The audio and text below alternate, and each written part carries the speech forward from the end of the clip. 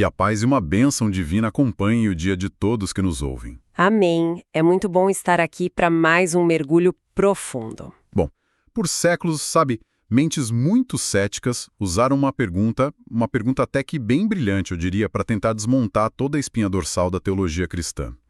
A famosa pergunta do tempo livre, né? Exatamente.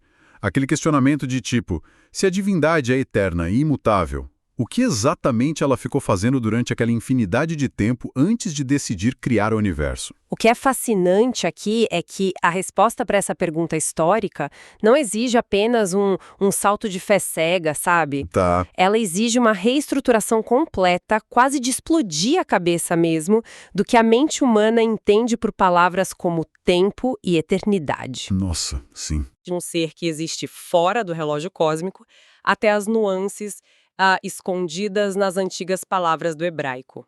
E para mergulhar nessa jornada, o nosso foco de hoje recai sobre uma daquelas obras monumentais da literatura teológica. Com certeza, um peso pesado. Estamos falando do livro Teologia Sistemática, do renomado autor Louis Berkhof. Mais especificamente, a gente vai destrinchar as páginas do capítulo As Obras de Deus, Criação em Geral.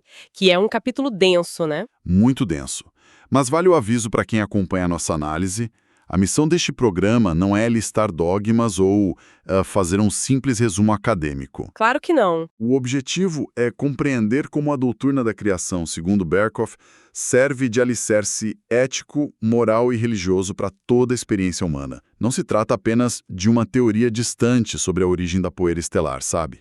Trata-se de como tudo se sustenta agora no presente. Sem dúvida.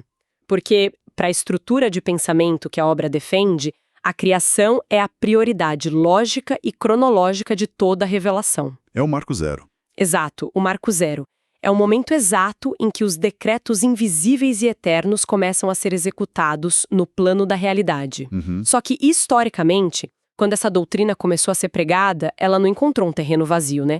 Ela entrou numa verdadeira rota de colisão intelectual com as mentes mais afiadas do mundo antigo. Certo. Vamos desempacotar isso. Quando falamos de mundo antigo, o grande fantasma intelectual da época era a filosofia grega, certo? Sim, principalmente eles. Porque os gregos tinham um apego gigantesco à ideia da matéria eterna. Né? Um apego quase absoluto.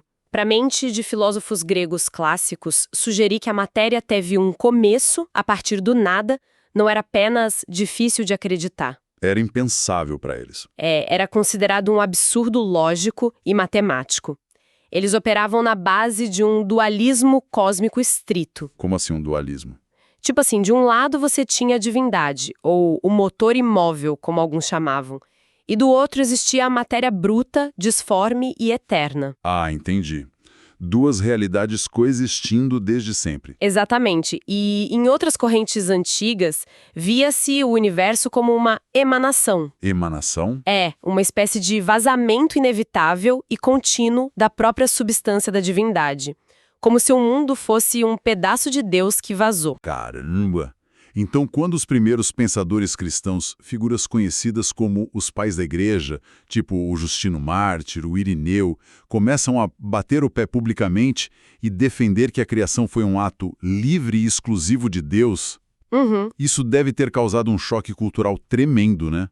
Eles estavam basicamente afirmando que a matéria não é eterna e a divindade não foi coagida a criar o mundo por nenhuma necessidade orgânica. Foi um abalo sísmico na filosofia da época. Mas é exatamente ao defender esse ato livre, em um ponto de partida, que os defensores dessa teologia caíam naquela armadilha que a gente mencionou na introdução. A da pergunta cética sobre o tempo. Isso. A objeção cética imediata era: bom, se foi um ato livre que ocorreu em um momento do passado, então por que esperar? Né? Por que demorar tanto? Pois é. A ideia de um Deus ociosus, um criador ocioso, solitário, sentado no vazio infinito por eras intermináveis antes de resolver criar as estrelas, parece, no mínimo, contraditória para um ser de inteligência ativa e ilimitada. E aqui entra a sacada de Santo Agostinho, que Berkhof resgata de forma brilhante no texto. É uma daquelas ideias que dão um nó no cérebro a princípio. Com certeza dá. Porque Agostinho não tenta explicar o que aconteceu antes da criação. Ele diz que a própria pergunta parte de um delírio intelectual. Exato. Ele argumenta que o universo não foi criado no tempo, mas sim juntamente com o tempo. É o conceito de que o mundo não surgiu in tempore, mas cum tempore. E a genialidade disso não pode ser subestimada, sabe? A premissa de Agostinho destrói a armadilha do cético porque ela redefine a natureza do relógio cósmico. O tempo não é um container absoluto e pré-existente onde o universo foi colocado dentro. O tempo é, ele próprio, uma criatura. Uau! O tempo é uma propriedade mecânica da realidade finita. Perfeito. Logo, é irracional perguntar o que havia antes temporalmente da criação, porque a palavra antes exige que o relógio já estivesse batendo, e não estava. Eu sei que para muitos que nos ouvem, é extremamente difícil imaginar a eternidade não sendo apenas uma longa linha do tempo esticada ao infinito para trás e para frente. É o nosso padrão de pensamento, né? Pensamos em milênios incontáveis. Sim. Mas e se pensarmos nessa existência atemporal usando uma imagem mais tangível? Qual seria? Vamos imaginar não uma linha do tempo interminável, mas sim um autor que acaba de finalizar a escrita de um longo romance estruturado. Interessante. Isso levanta uma questão importante sobre perspectiva.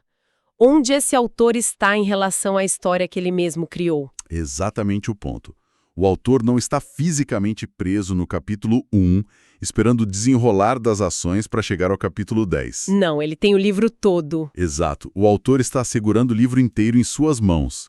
Para ele que respira uma atmosfera fora daquelas páginas, o passado, o presente e o futuro daquele universo literário estão ocorrendo simultaneamente sob o seu olhar. Que analogia boa. Ele existe fora da métrica de tempo contada pelas passagens de página, entende? E essa analogia traduz perfeitamente a defesa dogmática do Bergkorf. Na teologia sistemática, o Criador é conceituado como actus purus, que significa pura ação. Por ação, tá. Não há transição de um estado inativo para um estado ativo.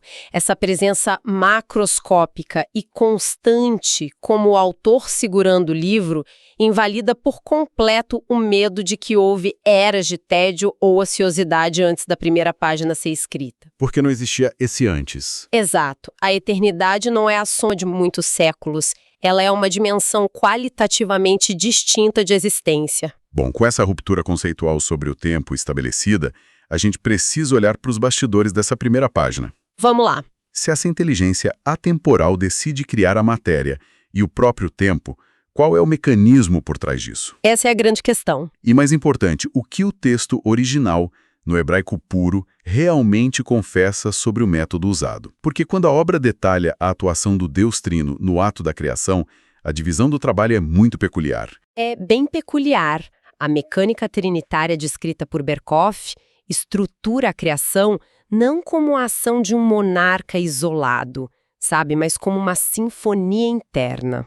Como ele divide isso? Ele distribui os papéis mais ou menos assim. O pai é reconhecido como a origem primordial do ser, a iniciativa absoluta, de onde flui o decreto. Certo. O filho, o verbo, atua como a matriz intelectual, a ideia estruturante e racional que define a forma de todas as coisas.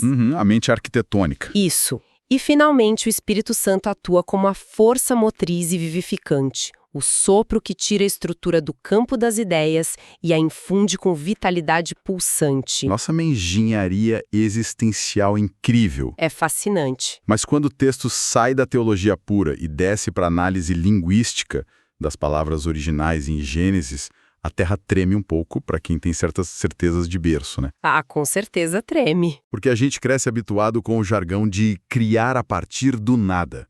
Porém, a análise acadêmica de Berkhoff das raízes hebraicas mostra que a situação não é nada simples. Nem um pouco simples. Quando o texto disseca os verbos de Gênesis, ele foca em 3 palavras-chave.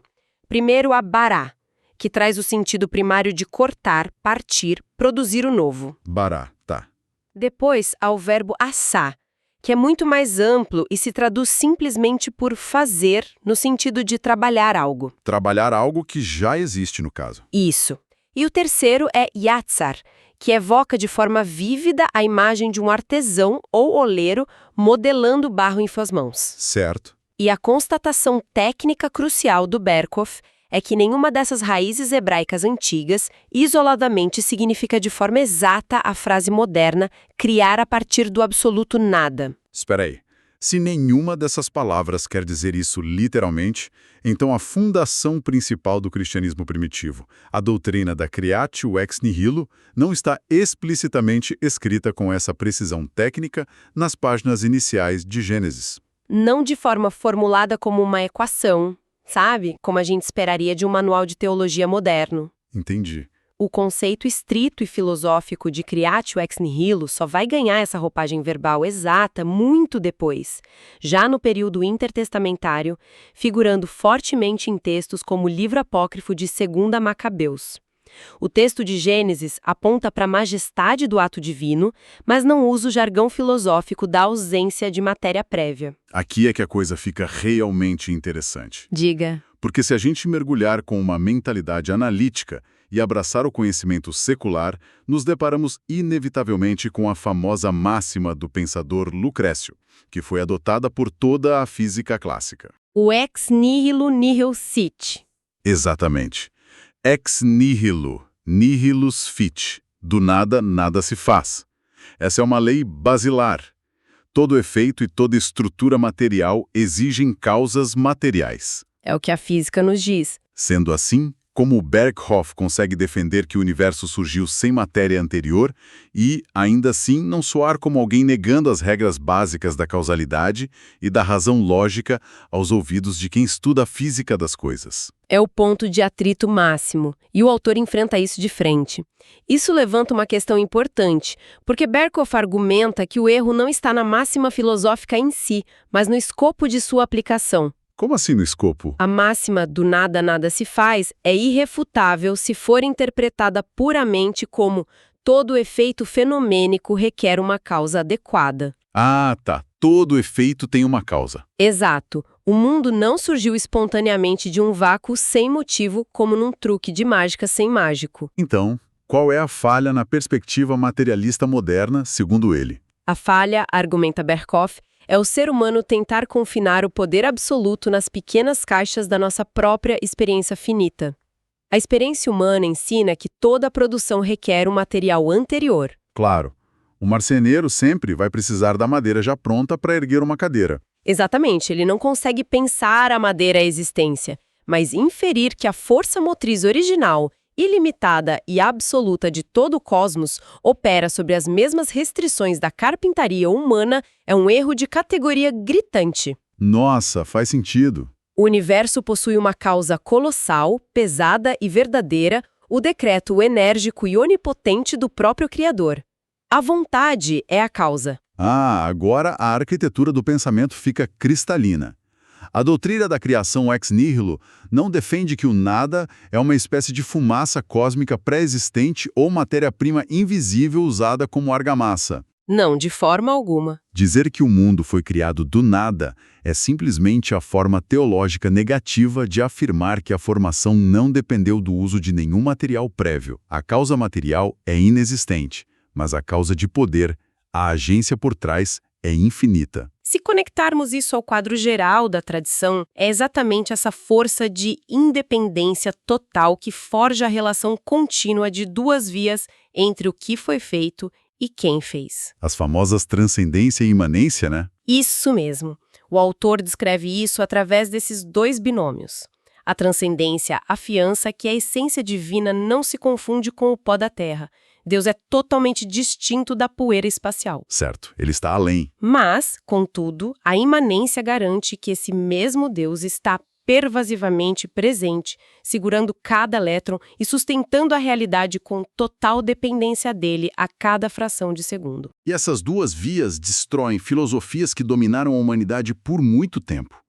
O primeiro a cair é o deísmo, certo? O deísmo, sem dúvida. Aquela visão clássica do Deus relojoeiro. Imagina-se um grande arquiteto que construiu o maquinário absurdo do universo físico, deu a corda inicial nas molas da gravidade e da luz, limpou as mãos e se retirou para outras esferas distantes, deixando o universo girar sozinho, regido por leis cegas da natureza. Precisamente. Berkhoff combate arduamente o deísmo porque um relojoeiro ausente destrói a religião no sentido relacional. Não faz sentido ético buscar a face de uma mecânica impessoal de relógio que foi abandonada. Não tem como ter um relacionamento com uma força mecânica cega. Exato. E por outro lado, o segundo grande oponente que cai é o panteísmo. Que é o oposto, né? É a ideia fluida de que o mundo em si é o corpo de Deus. No panteísmo, a montanha, a estrela cadente e nós somos meras parcelas da essência divina dissolvida. E qual o problema disso para o autor? O autor aponta que se não há separação ontológica clara entre quem cria e o que é criado, a noção de prestação de contas moral despenca. Se tudo é Deus, não existe ofensa. Nossa, verdade. Se eu sou Deus e a árvore é Deus, não tem como haver um crime contra o Criador. Exatamente isso. E isso nos empurra ladeira acima para o pico mais desafiador de toda essa estrutura. A finalidade. O grande porquê, né? Sim. Por que assumir o ato de criar em primeiro lugar? Houve debates ferozes entre gigantes filosóficos, nomes do calibre de Immanuel Kant e Friedrich Schleiermacher, sobre a motivação por trás da existência. Gigantes mesmo. E para muitos intelectuais do iluminismo para cá, parecia uma dedução justa dizer que, se há um criador racional, o foco principal e o alvo supremo desse universo arquitetado deve ser o bem-estar, a felicidade e a elevação ética da raça humana. É o reflexo humano natural. Adoramos nos colocar no centro gravitacional de toda a narrativa cósmica. Claro, o ego fala alto. Muito. Mas a teologia de Berkhoff oferece um repúdio frontal, quase severo, a essa vaidade antropocêntrica. Como ele refuta isso? A argumentação teológica estabelece que o divino é perfeitamente saciado e completo. Logo, não tem nenhuma carência. Não lida com o sentimento de solidão para precisar do ser humano. Faz sentido com a ideia de perfeição. Sim, assumir que seres humanos transientes e limitados são a razão final do absoluto e eterno é uma inversão violenta da lógica, sabe? Porque condiciona a força infinitamente maior a algo infinitamente menor. Então, se o fim supremo da existência não é a jornada de felicidade dos terráqueos, qual é o prêmio final apontado pelo livro? A glória declarativa de Deus. Glória declarativa. Isso. Em outras palavras, o propósito insuperável por trás da formação dos buracos negros e das mitocôndrias não é saciar a carência divina, mas sim manifestar de forma palpável a perfeição, a excelência e o poderio invisíveis do Criador diante da própria criação inteligente. É a externa corporificação das virtudes infinitas. Entendo a clareza dogmática disso, mas vamos jogar o jogo de quem está escutando. Vamos lá. Quando a gente absorve a ideia de que uma entidade majestosa resolve conceber a complexidade assombrosa de galáxias e a delicadeza de bilhões de vidas, apenas para magnificar e contemplar a sua própria glória, é comum que uma mente moderna, calcada na psicologia atual, sinta um desconforto profundo. Eu diria que é quase inevitável sentir esse desconforto hoje em dia. Soa egocêntrico. Há quem diga que isso pinta o Criador como um monarca narcisista inseguro que exige que uma vasta plateia ateste sua grandeza incansavelmente. É um paralelo perigoso, porque é muito fácil olhar para o espelho distorcido das monarquias humanas antigas e projetar essas falhas num ser que é descrito como perfeito. A resposta a essa angústia está na compreensão correta do que significa perfeição. Certo. Em vez de olhar para os monarcas, talvez a gente deva olhar para os gênios artísticos. Vamos supor, por exercício de imaginação, o maior e mais genial maestro e compositor da nossa história. Tá, gostei da analogia. Ele está concebendo uma obra, uma sinfonia verdadeiramente imaculada, capaz de arrancar lágrimas da mais dura das pedras. Onde você quer chegar com o maestro? Pense nas motivações dele. Um maestro dessa envergadura espiritual, tocado por tal genialidade superior, não se senta à frente do piano porque acorda carente, angustiado e pensando: eu preciso desesperadamente que alguém ouça essas notas e me aplauda de pé, senão eu sou um fracasso e minha existência não tem valor. Não, de forma alguma. Ele não é impulsionado por uma sede egoísta de ter um fã-clube. Pelo contrário, a arte e a excelência que habitam dentro da mente dele são tão ricas, absolutas e grandiosas que elas começam a transbordar incontrolavelmente. A beleza musical tem um ímpeto de sair do papel e se manifestar materialmente no ar. Exato. E quando ele executa essa arte fenomenal, ele o faz pelo puro deleite e a manifestação máxima da própria obra, por saber que ela é objetivamente maravilhosa. Uhum. E a plateia não é ofendida ou coagida a aplaudir. Ao ser mergulhada nessa maravilha que foi feita para brilhar, a plateia alcança seu ápice orgânico de êxtase e significado pleno. Esse raciocínio capta maravilhosamente a nuance do texto. A obra estipula que equiparar a paixão pela própria manifestação divina ao egoísmo humano frágil rebaixa drasticamente o Criador. Sim, porque o humano precisa de aprovação, o divino não. Exato. O amor próprio da divindade é tido como sagrado, justo e invariavelmente compatível com a benevolência profunda para com todos os vivos. Porque se o Criador constitui o bem mais grandioso e o topo supremo de qualquer realidade imaginável, o ato mais benevolente que ele pode presentear o universo é compartilhar e dar a si mesmo a conhecer. Portanto, a glória expansiva da divindade e a alegria eterna do homem não brigam entre si. Elas andam juntas. Elas viajam de mãos dadas pelo mesmo caminho cósmico, em uma hierarquia de valor indiscutível. Então, o que tudo isso significa quando toda essa bela e sólida catedral de pensamentos se depara com as tempestades que desafiam essas ideias de fora para dentro? Ah, as teorias concorrentes. Sim. Precisamos ver como o autor estrutura sua defesa contra gigantescas teorias que se opõem ao que ele constrói. E, como prometido a quem nos ouve sempre, fazemos agora uma pausa imprescindível e necessária para clarificar as coisas. Muito importante esse momento. Para examinarmos os intensos ataques teológicos e conceituais do autor original deste livro contra modelos científicos em vigor ou doutrinas de filósofos famosos, é fundamental entender que não estamos validando posturas anticientíficas e nem pregando a favor de uma tribo cultural contra outra.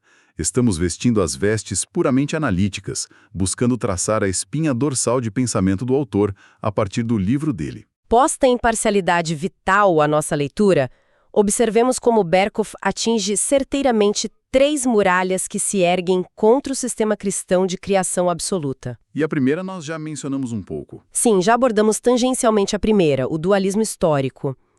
Mas ele a enterra não só como herege, mas como uma contradição lógica fatal. O argumento é estritamente de peso e volume intelectual. Como ele quebra a lógica do dualismo? Se matéria e divindade são entidades coeternas, com vida própria e indestrutíveis, nenhum deles seria absoluto perante o outro. É a velha história matemática de 2 infinitos de natureza autônoma que rivalizam ou limitam fronteiras espaciais, simplesmente não conseguem dividir o mesmo cosmos sem aniquilar as bases fundamentais de ambos serem onipotentes. Faz todo o sentido lógico. Não podem existir 2 absolutos concorrentes. Exato.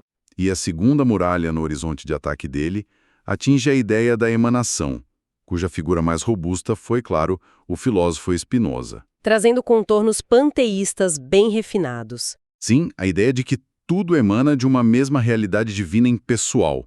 Mas a crítica forte do Berkhof contra as correntes de emanação não é apenas um capricho acadêmico para discutir a forma.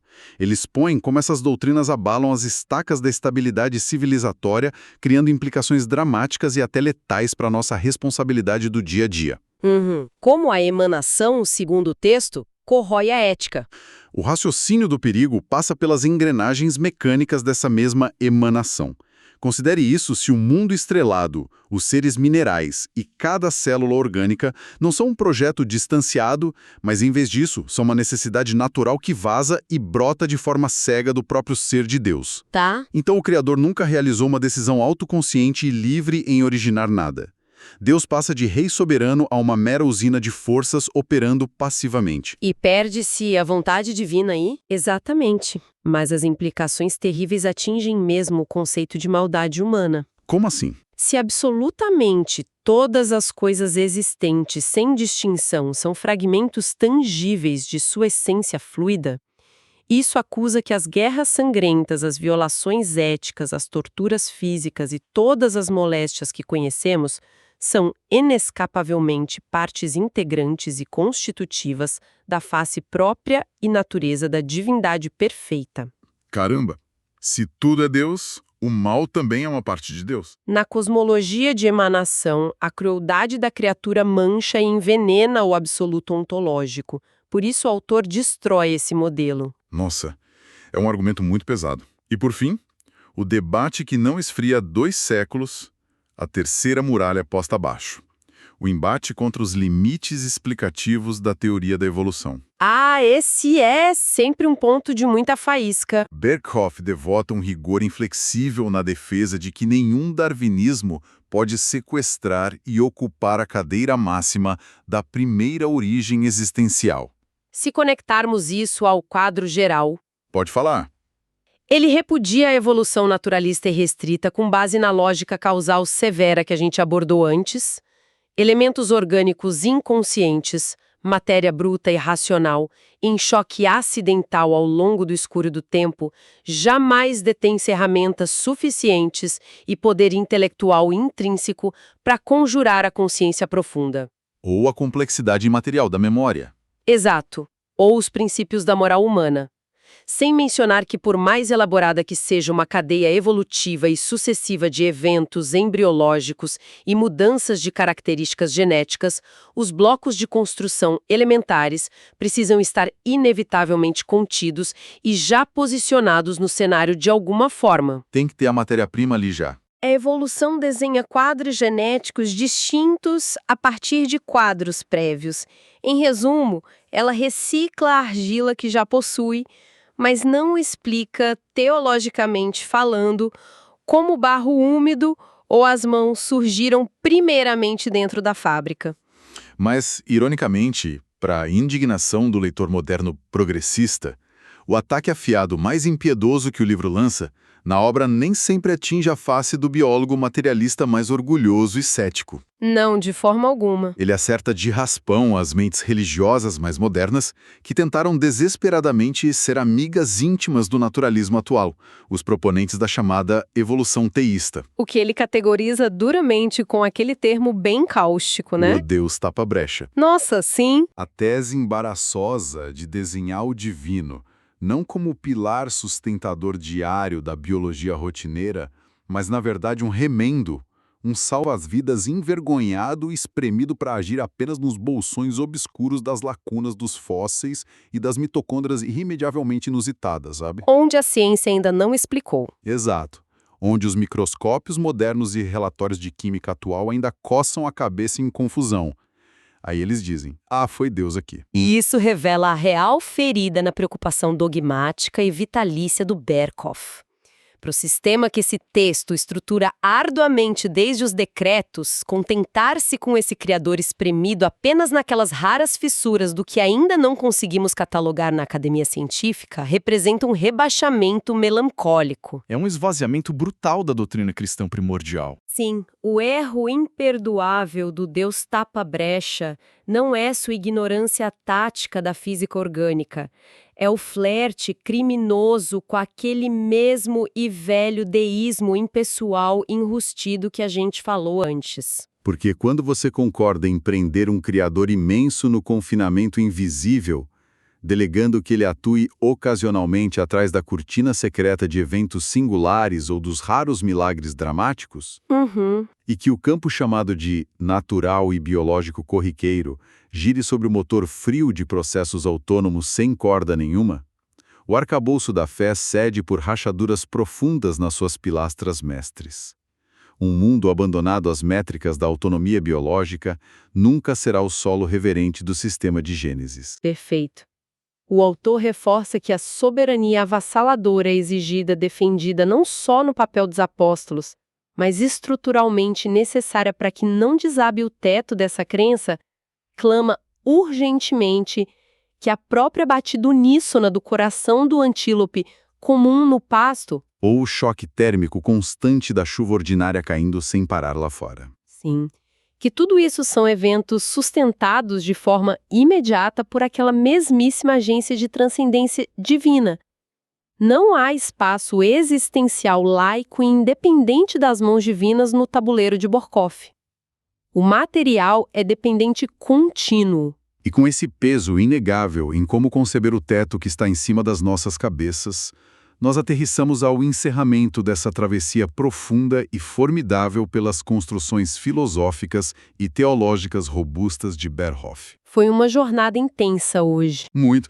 Recordando essa escalada de pensamento de hoje, subimos das reflexões impressionantes e quase labirínticas da mente de Santo Agostinho, demonstrando por que o início não esbarra temporalmente numa eternidade imutável e inativa. Passamos pelo momento assombroso de compreendermos os detalhes vocabulários do hebraico a favor da poderosa doutrina milenar do ato único da criação a partir do nada, o ex nihilo. Exato, um ato sustentado puramente nas engrenagens ativas puras e decisivas da deliberação mental do infinito. E, ao olharmos além da poeira da formação cósmica inicial, compreendemos de vez os pilares opostos ferozes contra a imanência e transcendência ativas. Nas vertentes do panteísmo ou na alienação cruel da postura deísta evolutiva. Finalizando essa viagem colossal ao batermos os olhos abertos de encontro à finalidade de todo esse desfile material, o clímax da glória declarativa majestosa do Altíssimo. E diante do final desse mergulho, que tal não darmos as costas e sairmos ilesos disso tudo em silêncio cético? De jeito nenhum.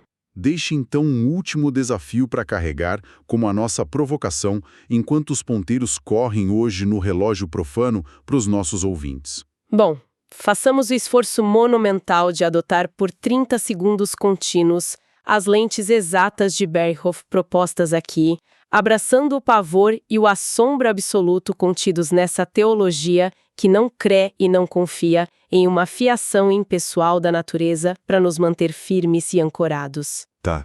Se abraçarmos e compreendermos intimamente que nenhuma grama no chão verde ou respiração superficial dos pulmões da humanidade sobrevive agora, impulsionada por cordas atadas do passado e inércia.